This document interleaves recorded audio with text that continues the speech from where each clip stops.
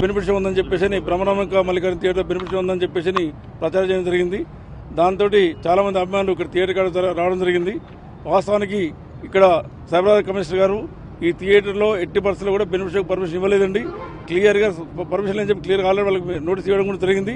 మేము theatre manager కూడా మేము సాయంత్రం ఈవినింగ్ కూడా క్లియర్గా వాళ్ళకి ఫోన్ చేసి చెప్పడం జరిగింది. పర్మిషన్ లేదండి, ఎట్టి పరిస్థితి మీరు టికెట్ ఎవరు కూడా అమ్మదని క్లియర్ చెప్పినాం. బట్ వాళ్ళు థియేటర్ మేనేజ్మెంట్ టికెట్లు అమ్మలేని చెప్తున్నారు.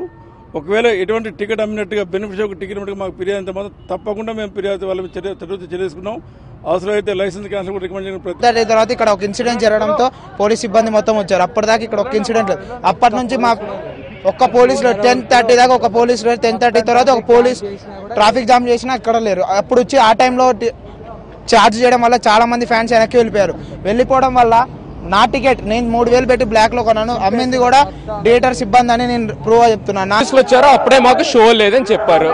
సరే అప్పటి నుంచి ఇక్కడే వెయిట్ చేస్తున్నాం. మేము వెయిట్ చేస్తే ఏం చేస్తారు, వస్తారు లాఠీ చార్జ్ చేస్తారు, ఇంకేం చేయరన్నా.